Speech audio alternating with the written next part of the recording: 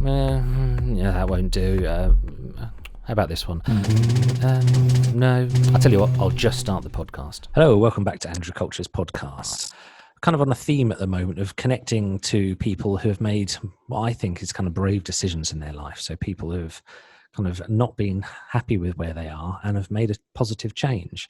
In the previous episode, we spoke to Avi Knisnik, who not only moved from Canada, but kind of went through several kind of quite significant changes once he arrived and kind of rooted himself in the UK.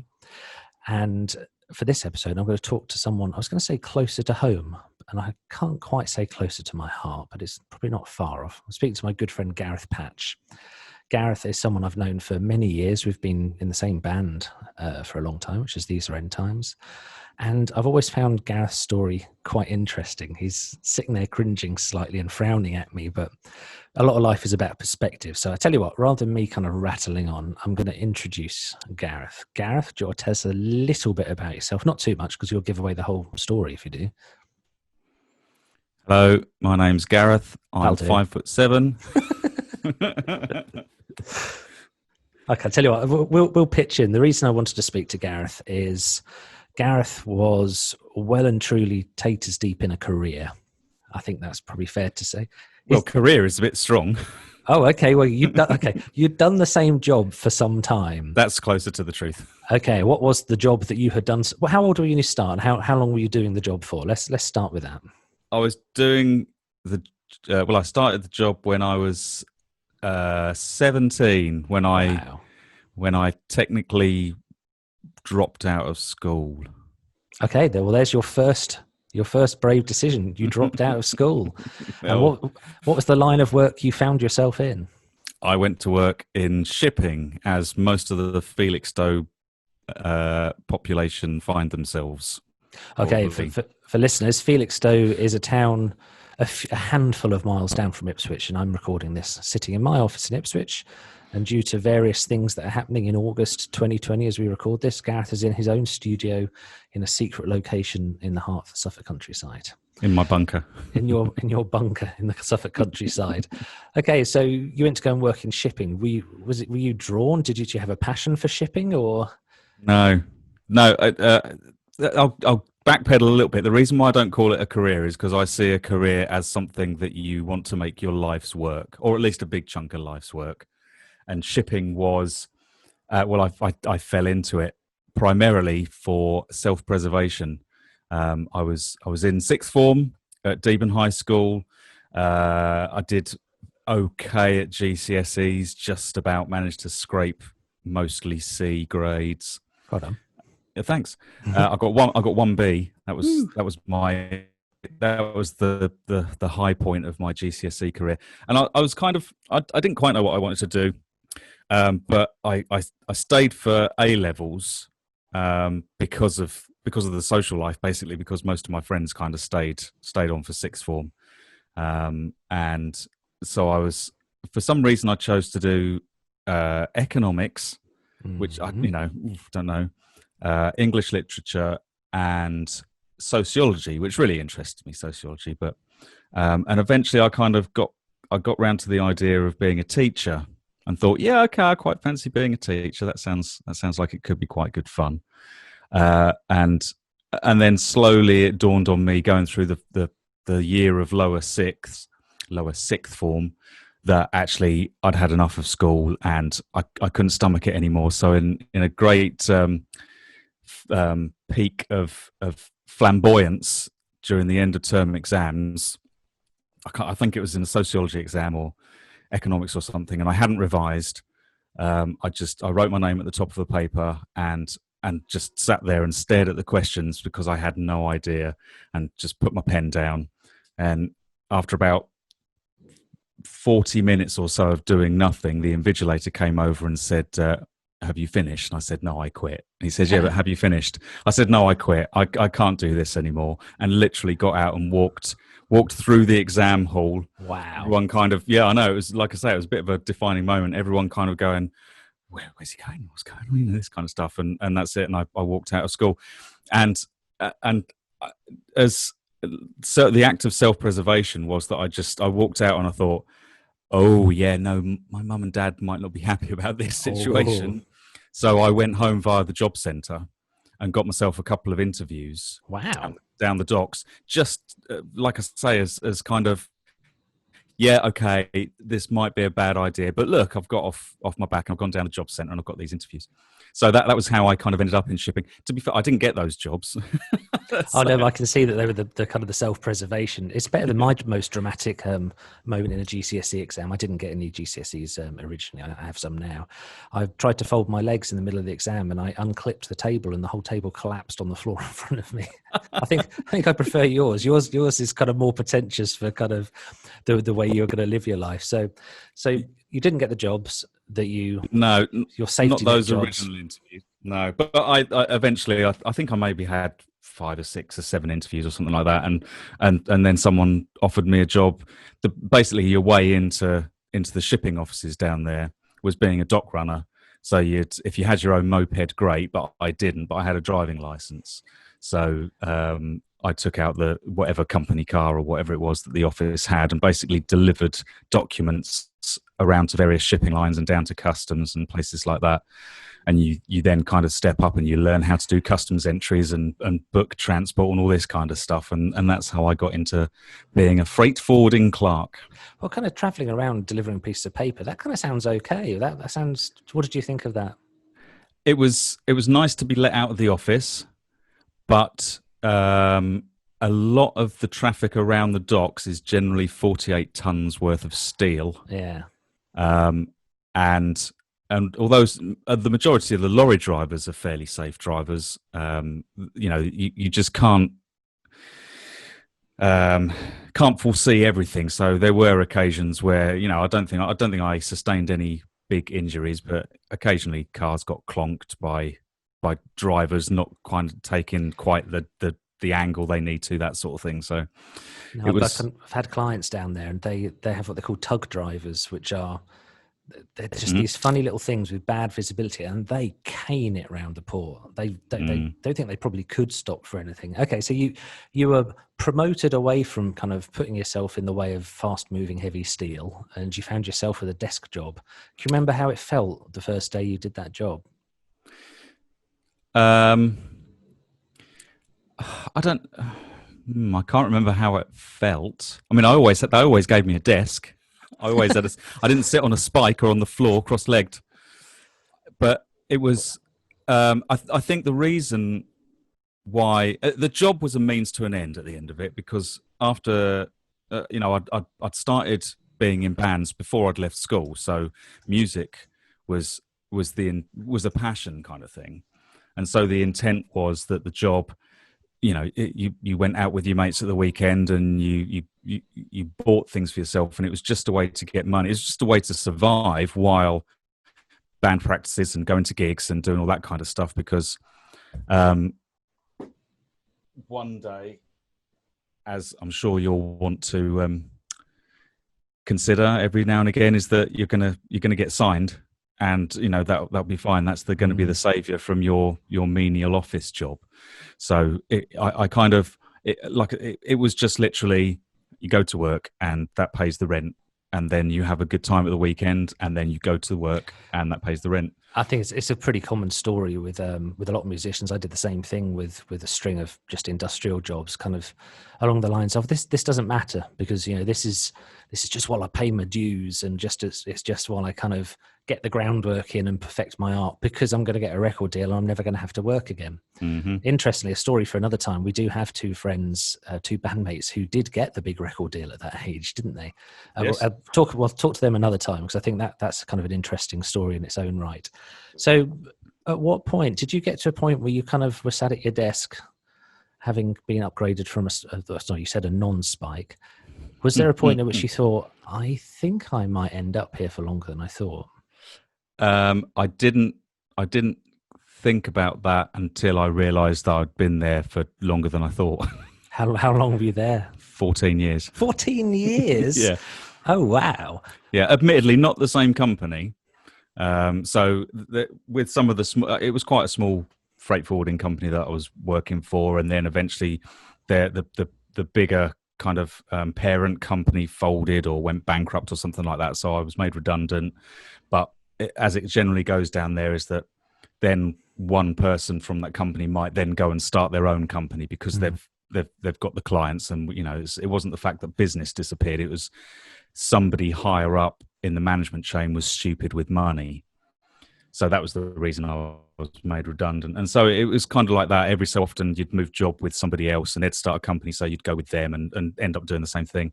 But I think the longest company that I was with was probably 9 years, I think, in the end. Still a significant amount of time, especially for now.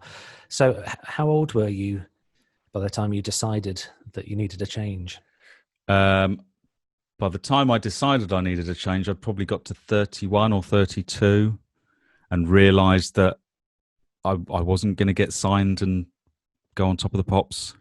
It's amazing, isn't it? Because at that age, I can remember being sort of around that age, and you genuinely feel like an old man. Like, oh, the flush of youth is gone. I mean, the age I am now, I look back on 30, 31 as I was like some sort of nubile, embryonic thing. So, please, can I have that back? Was it a sort of a dawning realization, or was it kind of that's it, like your exam? Was it like, I've got to get out? Yes, it was I wouldn't say it was a massive light bulb epiphany, but it was that kind of time where you just go, I can't do this for the rest of my life. Or I don't want to do this for the rest of my life. It's not that I couldn't do it, but I mean, shipping, especially a lot of our clients were food importers. And so the stress to get food delivered, especially fresh food, anything coming in from the continent that was fresh, was, the stress was unbelievable to get it landed, get it through customs, get it delivered, because they've got to get it to the shops before it spoils or runs out of date, anything like that. And that kind of, that pressure I'd had enough of it in the end. And it was just that point where I just went, I've got to think of something else. And I want to do something with music, because that's still, all the way through I'd carried on being in bands and doing bits of tech and recording and stuff like that. So that was what I wanted to do. So if I'm not going to be a pop star, then I'll just have to find some other way into the music industry. It's funny kind of knowing you now. I greatly respect you, but I can't imagine you being in that stressful environment. I did know a little bit about that environment. I used to do IT support a long time ago, and I used to look after a freight forwarder at the docks. And I used to have to fix their computers at least every 3-4 months. And the same thing had always gone wrong with them. You'd go into the traffic office. So they'd have these big sheets, and they'd be tracking where all on paper, they'd be tracking where all the trucks were and everything. And they'd all be chain smoking. And they used to smoke so heavily in that office, the tar used to gum up the fans inside the computers to the point the computers would fail. Wow. That's how bad that situation was. So, if you'd kind of perhaps not abandoned the idea of getting signed, what options did you have for getting out? I know you just said that you'd always kind of done recording, and you always had some sort of engineering ability. What options did you have before you? I don't think I considered the options really. I decided that I wanted to do something else, and so therefore I needed to retrain. And if I wanted to do something, so if I wanted to make my career, so there we go, there's the word career. If I wanted to make my career in the music industry, I thought, right, well, I need to get something behind me. I could have started maybe doing something, just walked out the office at the end of a notice period and then started. But I'd felt by that point that because I had walked out so flamboyantly of sixth form, that I'd missed my chance of getting a degree. And so I thought, right, well, actually this could be the moment where everything kind of coalesces, and I retrain to get into the music industry. And so therefore maybe I should go and get a degree in music, which would help that. And then if it doesn't help that, I got suckered into the whole, well, if you've got a degree, you're that much better. And I'm saying better in inverted commas. So it was the choice then that luckily my partner, who I was with at the time, she wanted to do something different with work, so she wanted to get qualified in something specific.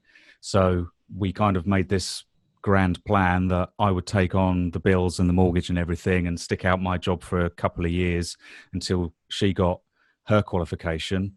Then when she found herself in a decent job and being able to take over the mortgage and the bills, we'd then swap, and I would then go to university, and we stayed in a small house, and we didn't go on big holidays or have lots of cars or anything like that, and found a way to be able to survive on one income. And bearing in mind this was 2001, 2002, it was, times have changed. I still think of that as very recent. I know. It's 20 years ago.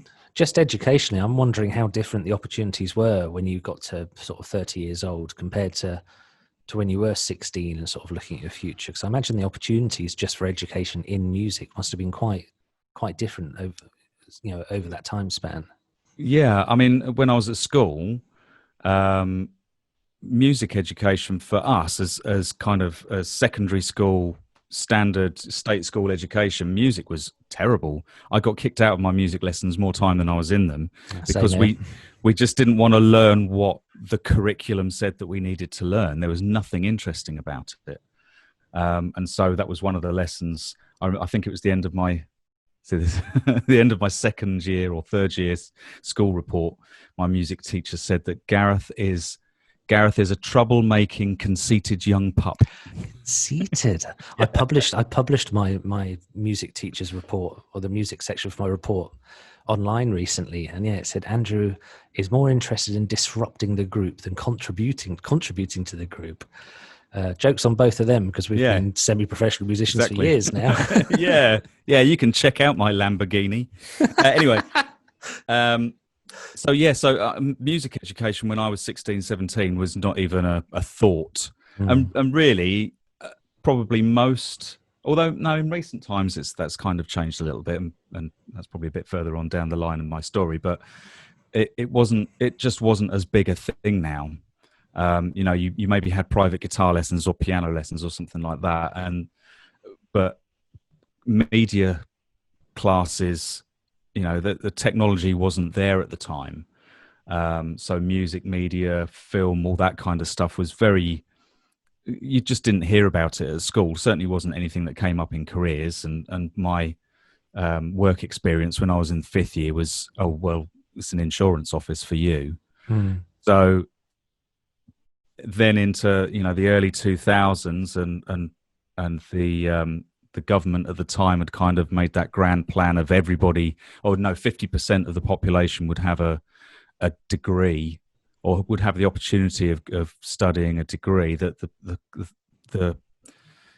all the polys had changed into universities, and so that there was just that explosion of higher education available, and so it followed that more courses were then available, and so it was just a bit easier to kind of go, well, okay, I could do that. That's the one for me, and it luckily the kind of education that I wanted, which was to be a popular musician as opposed to a classical education. There was a good course available just up the road in Colchester, so it was never an option for me to go away to university. That couldn't have happened, but to be able to study an hour up the road, that was the kind of the light bulb moment that you make some sacrifices here, but you could then end up going to be in a place where there's lots of like-minded people, and you get taught stuff that you want to learn, rather than, I can't even remember what I was learning at school. It was that long ago. But you know what I mean. You can kind of, especially the course that I was on. By the time you got to third year, you could specify a pathway that you wanted to go into. So you could either go into performance, or composition, or technology, or something like that. So there was, you kind of got choices, and that kind of thing appealed to me. Okay, so on your first few days of the course, I know the first few days of any kind of course tends to be a little bit vague, but did you settle in? Did you sort of find your path? Did you find your feet, and kind of not really sure what I'm asking. I think it's the problem with these podcasts where I know the person very well who I'm speaking to. I kind of know the answers. I'm trying to tease the story out of you. But what I'm trying to ask is, was there kind of a sense of relief at some point where you just thought, yeah, I have made the right... At what point, there you go, I'm not going to edit this, but at what point did you realize you probably made the right decision? The day I left the shipping office. Irrespective of what was going to happen after that, was just because I've been there for such a long time as well, it just felt right to give them lots of advanced warning. So I'd kind of been talking about handing my notice in for a good couple of years. Wow. I said, this is my plan, and I want, this is potentially what's going to happen. But in the end, formally, I think I gave them 6 months notice or something like that. 6 months? Yeah, well, I'm a generous guy, Andrew. Wow. It's unusual, because I'd expect kind of the cliche dictates if an employer knows you're thinking of leaving, they tend to get rid of you. I hadn't thought of that. Don't let it worry you now. I think you got away with it. Yeah, no, that was a long time ago. I don't think they can change their minds. But yeah, no, the moment I walked out, or the moment I left the office, and that was the start of the new path.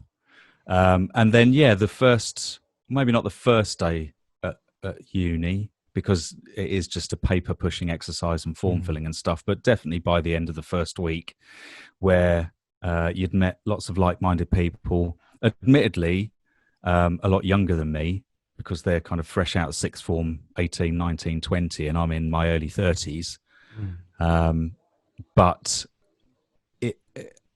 the thing with university is you are responsible for yourself. So it doesn't matter what anybody else does, because that doesn't necessarily affect what you need to do to get the grade. And, I'd gone in there after... that sounds dramatic. There's no hardship involved, but it was a pretty big change. Changing from a full-time employment with a pretty decent wage. Shipping is well paid by in comparison. So to walk out on that with a whim, to go, well, I'm going back to university, and that part of it was all right, because that was down to me, and I was going to do the hardest work that I could possibly put into that, because I wanted to succeed. But what was going to happen on the other side of that was the bit that was kind of frightening. But I had 3 years to worry about it. So did you have it's probably grim to think back on it now, but did you have the safety net of going back into shipping? Oh yeah. Didn't want to. No, I can see that would spur you on not to use that. I think some people do very well with having a safety net taken away from them, and it can be quite motivating, but it can also, having that safety net there can actually hold a lot of people back, because you're very brave to have left a job that, you could have stayed on that career path, still be doing it now, and you'd probably have a big fancy car, and I don't know what else you really desire. 20 Rickenbackers? No, probably not. No, not Rickenbackers. No, they're horrible things. Not 20 of them. No. You have one for your amusement, but none to play on stage. But yeah, so you kind of did your course, and I know the answer, but what was your score? What was your final result? Is it a score? See, I didn't go to university. How many hoops did you get? I got 3 hoops. I got first class with honours. That's fantastic. So, yeah. That is not an insignificant achievement, especially kind of having been out of academia kind of for so long, because it's a change of... Gareth swiveling his eyes around, because I'm talking with no experience here. But no, it must be a different mindset, because when you have a job and everything's quite black and white, I imagine, in shipping, and you're like, this has happened, or it hasn't happened, or this is broken, I need to fix it. Whereas academia is, here's a fluffy thing that you need to try and meet these kind of goals. You need to fill these criteria. Did it take you long to adjust, or was it kind of a passion? I think it was, because I'd done, bands and stuff for however many years, 15, 16 years by that point, done some tech recording, essentially the only things that I would read would be books about music. So it was essentially just to formalize what I'd done already, and then give me a kind of a wider view of what else is out there in the industry. Like I say, if you're not going to be a pop star, that's the be all and end all. But actually, there's probably such a tiny amount of people in the music industry that are pop stars, and obviously a much larger amount that are working in the industry that you don't necessarily hear about. It's definitely an industry with a massive supporting cast, isn't it? So obviously, you already knew how to twiddle the knobs. You knew how to kind of shove a microphone up where it needs to go, and I'm speaking on technical terms here. So I'm guessing you're saying that it was kind of formalizing that education, but was there other aspects of it that you just couldn't have picked up if you hadn't have gone to university? I mean, obviously outside the bounds of having the qualification. Couldn't have picked up. No, you could certainly have learnt it all yourself. I think having direction from some really, really experienced musicians and tutors who have done it. I mean, there's that whole thing that when it comes to the creative arts, you would hope that a lot of the people that you're being taught by have had a career of some description in the industry, so they know what they're talking about. And so having real world experience from the tutors about how to take these things forward, that's invaluable. The networking opportunities, knowing people that if I need a guitarist or a pianist or something like that plays in a certain style, I probably went to university with one. It's funny, so actually. So I was just going to say, just to back that up, obviously for listeners, Gareth and I are in a band together, and we work professionally together. I'm a promoter, and Gareth's my very much my sound engineer of choice. And it's remarkable how often bands come into gigs we're playing at, as when we're in the same band, or gigs I'm working at and Gareth's working at, and people come in and they know you. they know you from Colchester Institute. Yeah, it's nice when I see a face, and you get to catch up for 5 or 10 minutes while there's sound check, and it's nice to hear that they've then carried on with what I was helping them explore when they were younger. Well, I think that's really nice. Yeah, we've jumped a bit, but that does quite naturally take us to what happened when you got your first, at the end of those 3 years, and the world opened up before you. What happened next, Gareth? Well, on my graduation day, so all through this course, part of the course, you said about what could you have not learnt by yourself? Well, they kind of you learnt by doing. That it was quite a practical course, and a number of the modules was about the music business and being a freelance, self-employed musician, because that's where the majority of the work is being able to kind of go around. And so we in our first year self-employment business module, I can't remember the exact title. You basically you set yourself up as a self-employed musician. You got your UTR to pay your tax. You did self-assessment, all that kind of stuff. And they supported you in doing that. Yeah. See, I think that's really cool. That's really impressive. It wasn't just a tap on the shoulder and, yeah, you ought to do this at some point. They actually kind of guided you through the process. Yeah. No, well, I guess the feeling probably was that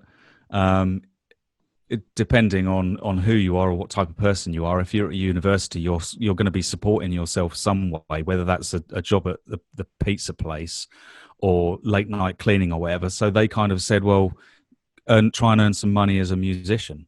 And even to the point where our head of faculty said the best thing you can do with your student loan is to buy a guitar, because wow. that is gonna be they're your tools of the trade. Buy a guitar or a bass or some recording equipment. Don't just spend it all down the pub. Go and buy a guitar. I'm now obviously sitting on quite some debt, but I've got some. You're going to say sitting on a guitar. I'm not sitting on a guitar. So the self-employment thing, on my graduation day, I went to see this faculty head, and I gave him my CV, literally on my graduation day. One hand I had my degree paper, and in the other hand I had a CV in an envelope, and I said, look, if you knew where you'd been the last 3 years. Exactly. Yeah. I said, if you get any teaching hours come up, then I'd be really interested in doing some teaching, kind of as part of this portfolio career, as it was taught to us is that you do, if you can do a bit of performance or a bit of tech or a bit of music writing or a bit of teaching, you've got all these various aspects to the music industry that you can kind of cherry pick and make a career out of the bits that you're really either really good at or really interested in.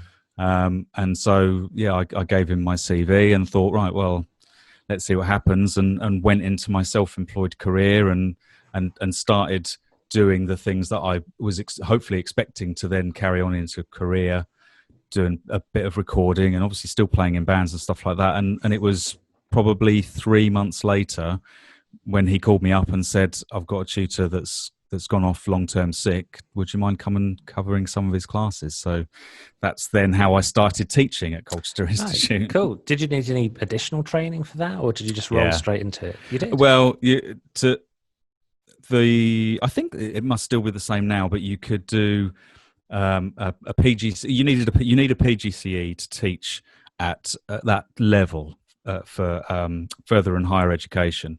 But they were doing a scheme where you could do a PGCE part-time in service. So my teaching almost formed part of my on-the-job training kind of thing. I think I was lucky. If I'd have been 23, 24, it might have been a different story. But because I'd had 14 years experience dealing with people in shipping, admittedly, while still kind of doing music, all that kind of stuff, my experience, even though it wasn't necessarily in teaching, my experience as being a grown-up kind of helped in that sense that, okay, he could probably have a good go at handling, passing information on to young people. So alongside that, you then start doing the PGCE, which is the teaching qualification that you have to kind of train to get, and that took another 2 years. But compared to, at that point, compared to how you were earning a crust 3 years previously, you'd gone from earning a crust from moving boxes and things around the country with freight forwarding to earning money from the, could you call it the music industry? I think you probably could, couldn't you? It's a part of that. Yeah. So you'd accomplished, you'd already kind of straight out, first shot out the stables, whatever the phrase is. You are now making money from the music industry. So yeah. Although to be fair, at that point, when I left shipping, I was making the whole loaf. I was back to making just the crust at the start of your career. Yeah. Anyone listening to this, don't put a down payment on a Ferrari if you're going to start a career in the music industry. No. Okay, so you found yourself teaching. Well, you didn't find yourself teaching. You very deliberately moved yourself into a teaching role, which again, that's what I'm losing count here. I think that's third decision number 3, a brave decision number 3, because a lot of people would be very daunted by kind of, I guess you weren't really standing in front of a classroom, or were you? Was it that kind of teaching? Certain classes were, yeah. Okay. Did that faze you? Were you? No, I'm too confident. Too confident. Did you have to shout at people and tell them to pay attention? Not as much as you think. I think, originally my decision, when I was talking about becoming a teacher when I was at sixth form, that was going to be, I pretty much said to myself I would never teach in secondary education because I remember what I was like, and I didn't like me, so I probably wouldn't like teaching people like me. So originally I was thinking, well, I'll get into primary education because that, you've got a bit more of a chance of, or I felt you had a bit more of a chance of having a big impact on young people. Yeah.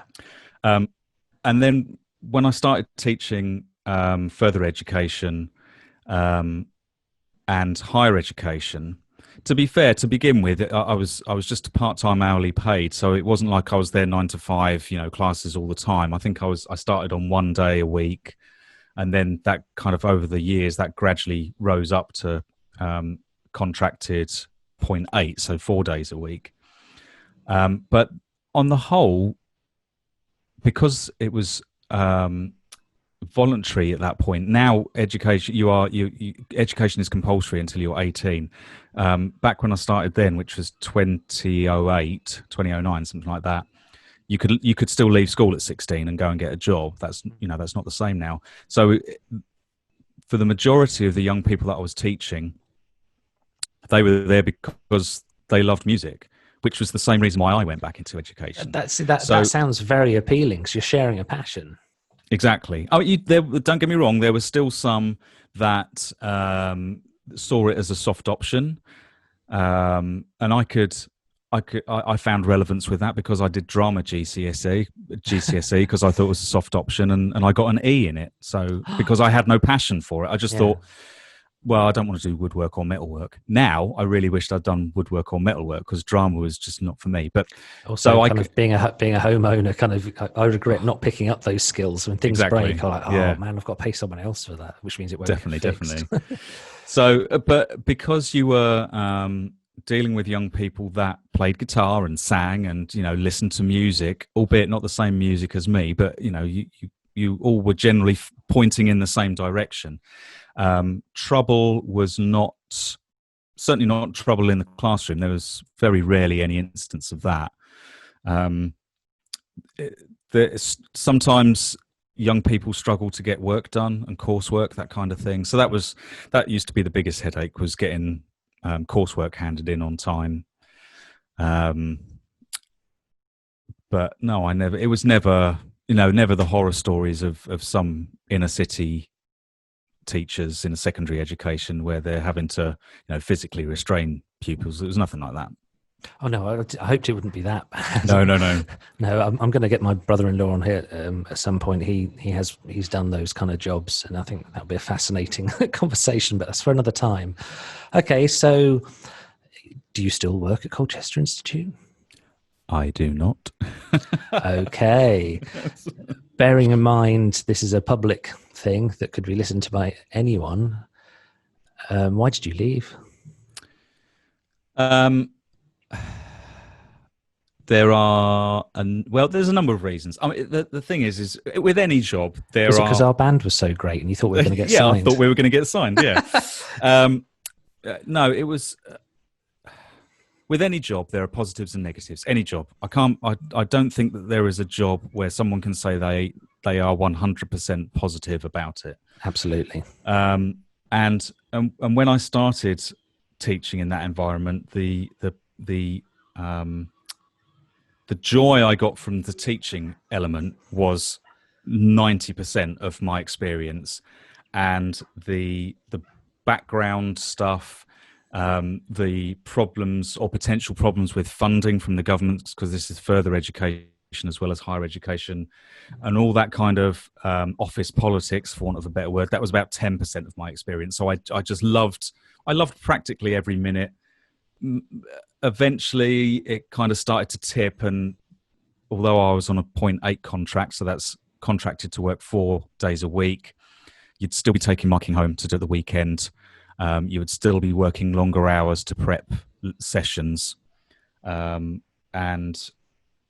funding from the government was being taken away, but the expectations were that everybody should be getting a brilliant grade, and especially in an industry that relies quite a lot now on technology. If funding was diminishing and you couldn't afford to have the most up-to-date computers to run the most up-to-date Pro Tools or Logic or whatever it is on, that would become a hassle. And so these things, eventually, it was a seesaw thing.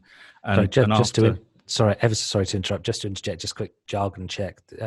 Logic, it's basically the computer industry, and Pro Tools, studio software. I don't know why. Recording software. Yeah, recording software. Yeah. Sorry. Yeah, so that's okay, and all those kind of things, and there's going to be a certain amount of wear and tear as well. It's not just keeping up to date; it's the fact that you've got a faculty of a fair few hundred students all using the same practice rooms or recording studios. You need to be able to upkeep, and not break.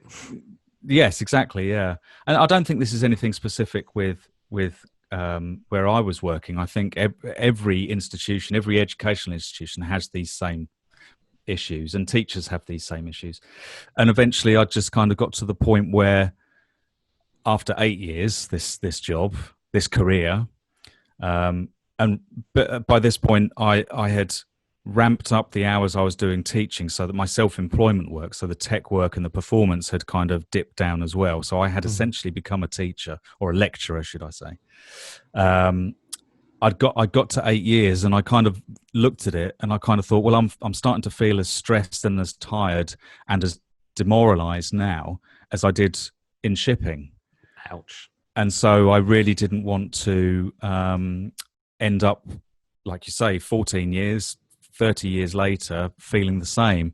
And don't get me wrong, I loved the teaching. The teaching was everything, and my colleagues were fantastic, and it was a great, that side of it was a great environment to work in. But the background stuff was, I was sitting in an office, moving paper around. It just reminded me of being in the shipping office again, unfortunately. So that brought you to brave decision number 4. Yeah, I'm glad you're counting, because I hadn't thought about it. I'm saying that with some confidence. I think we're up to 4. Okay, so brave decision number 4. I think the listeners can probably see what the brave decision number 4 was, but can you share it with us? Yes, at the end of I can't even remember what year it was now. It must be 2016. Yeah, 2016. See, the thing is now, with COVID having happened, I've kind of lost track of years now. It's been going on for so long. Not just weeks and days, I'm years. not entirely sure. I think it must have been 2016. I handed my notice in and said, right, I'm going full-time freelance, without the safety net of an institution behind me. I guess that's the way. Did you consider going back to shipping? No. So did you have something to go to? Were you leaving a job and a stable income to go to another stable income? No. See, that's a hell of a thing. It's something that not a lot of people are brave enough to do. I've done it twice now, but there's a lot of people, friends, sadly, who are doing jobs they can't abide, and they will stay there because of this fear of the unknown. And it's not easy. I don't want to downplay it. I'm not saying we've got balls of steel here for doing it, because, I think I can't vouch for you, but, I'm a little bit risk averse for these things, but in my experience, if you don't take that risk, then nothing's going to happen and nothing will change. So you kind of left a stable job, and you had a void of nothingness ahead of you. Yeah, a little bit. I mean, I wasn't pep talking you at the time, isn't it? Yes, right. Yeah, you'd be no good as a counsellor. Yeah, I had let the majority of my freelance work slip away. So I still had the contacts, but I just wasn't working with certain people. But I had to do it.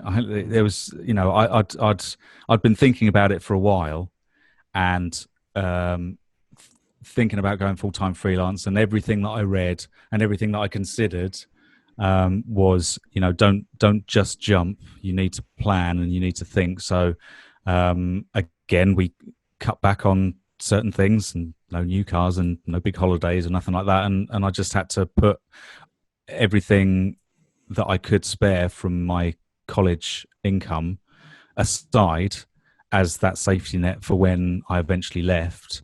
That would be that cushion that would help that first 6 months, 12 months kind of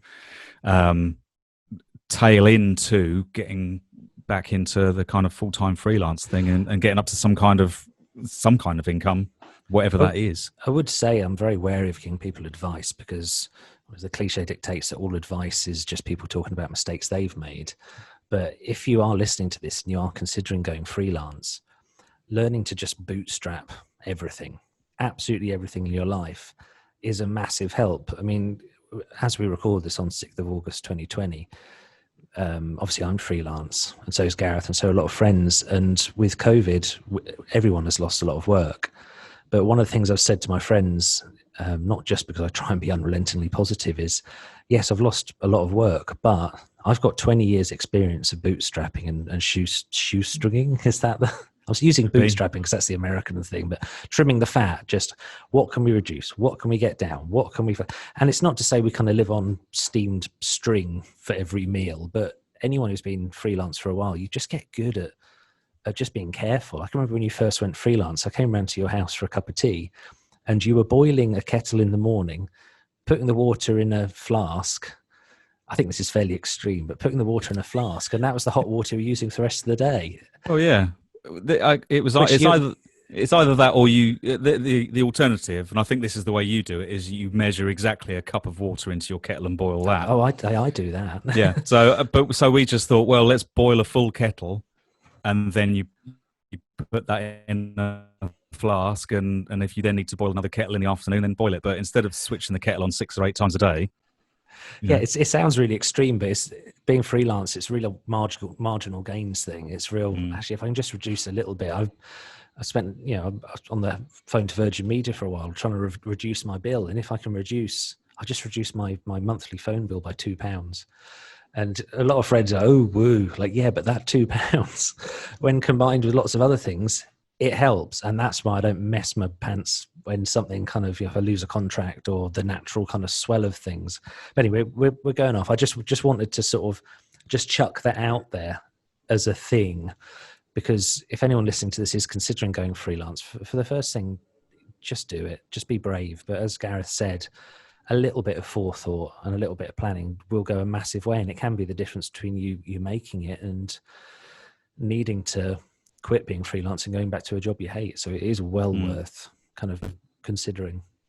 Yeah, I mean, I'm lucky in the sense that I can work out of my house for a fair amount of the work that I do, so I didn't have to think about needing premises or a lot more equipment. You know, there are certain things that you need if you're being freelance sound engineer or musician or anything like that, but it's not like I've had to go and get a warehouse and a forklift. There's my shipping terminology coming back, but you know what I mean. There's no huge outlay for me. You're scarred, aren't you? Yeah, yeah. No, I'd say I still dream about shipping. You know, I do. I still dream about. See, in my mind, that's just like you'd like dreaming about Tetris. Like, this ship goes here. This. No, not quite that. Yeah, the phrase that I like, which I think is another American phrase, is MVP, which is minimally viable product. And it is kind of, what's the absolute minimum I need to go freelance or to start a company? Because what the banks like to do is lend you a ton of money so you can go out and you can get flash office furniture, and you can get, I learned this from a guy called Stuart, mutual friend of ours, Stuart Culture. He was in a band with me. Yeah. And he, when I started my business, I got like 500 pens printed up, and he was just like, why the hell have you got pens with your company name on? And I was like, well, it's branding and it's gone. He's like, right, come back to me in 2 months. Tell me how much work those pens have got you. And he was absolutely right. He was absolutely spot on. I did not need those pens. So yeah, the minimally viable product, absolutely crucial. Okay, Gareth, so we've had a nice chat here, and I've just had a notification by text that my wife is coming to pick me up from the office, because it's a minimally viable product. Yeah, she now has my car. I don't have my own vehicle anymore. I have a bicycle. But I was going to say, where's your bike? Well, I'd sold one of them, but sorry, this is going to generate into us just kind of having a chat. Okay, so how long has it been now since you left Colchester Institute, since you left the cosy confines of academia? Well, I think it must be 4 years, March just gone. Like I say, COVID has completely whacked my clock out, but I think it was 2016 that I left, March 2016, so 4.5 years now. So if we're calling that the fourth big brave decision, what have you learned from these decisions over the years? Plan. Sorry, it's very boring, and sometimes spontaneity is brilliant sometimes, but spontaneity is for when you can't decide what chocolate bar you're going to eat. Planning is for when you don't know when you're going to be able to afford the chocolate bar. I like that. And are you living on boiled string? No, but our onion harvest, we dug up the onions the other day. We've got millions of onions. So it's been a fairly wet year, though. It's always good for onions. It has been very good. We're looking at the potatoes next week, so potato and onion soup for the winter. Brilliant. Okay, well, thanks ever so much for kind of having a chat with me, Gareth. No, thank you. I think it's just really good. I'm really into the idea that we all have the power to make significant change in our life, and sometimes it's scarier than others. But I think your final message there is probably the more potent one. It's probably more potent than just do it or anything, because just doing something is fine as long as you've kind of thought it through. And it sounds like stating the obvious, but some people I know who have gone self-employed and it hasn't worked for have done it on 100% passion. And you do have to be kind of realistic. Anyone listening to this who knows me is probably going to be quite shocked that I actually plan things meticulously from a business perspective, considering how much of a space cadet I can be with other things.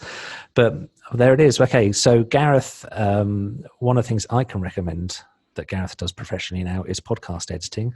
For the record, he's not editing or producing this one. So if you're listening to this and there's anything awry, that is nothing to do with Gareth. He does produce my other podcast, which is Internet Marketing for Humans, and that is a fine showcase for his work, but one of many things that Gareth can do. So Gareth, how can people find out more about you and your various wonderful services? Well, I'm available on various social media platforms under the moniker, not Monica, that's not my name. If you search for Semi-Echo or Semi-Echo, depending on what you're looking at, or website semi-echo.co.uk. I think that's probably the main ones. Yeah, sounds good to me. Facebook, Twitter, www. Okay, cool. And as I'm having a conversation with my bandmate, I ought to at least mention our band name. These are End Times. And if you like 20-minute long songs without choruses, you'll love us. No, I'm not playing it down. I genuinely think we're a very good band. We're exceptionally good, actually. Because Rocky's probably going to listen to this. No, we are. Okay, Gareth, I'm going to leave it quits there. Anything you want to add before I say goodbye? No, I don't think so. Lovely. What a nice day. What a nice day it is. What a nice day. Thanks a lot. Cheers, Gareth. Cheers.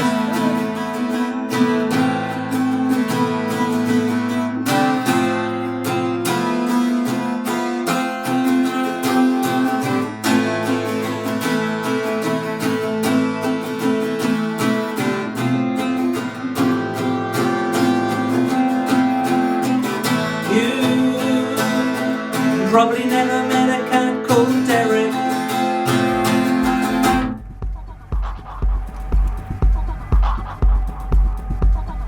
Well, that's the end of this one. So, what do you think? Do you like it? I hope so.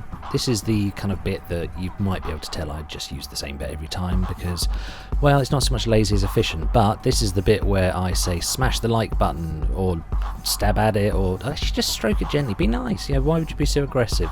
But please like, please subscribe, and please rank, rate, tell everyone this. These kind of things, I assume they matter. Everyone else says them. But there you go.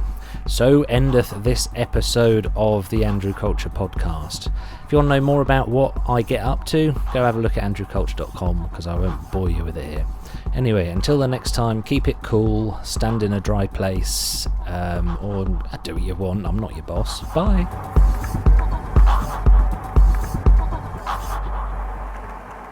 We don't know for sure. I think weather can be changeable.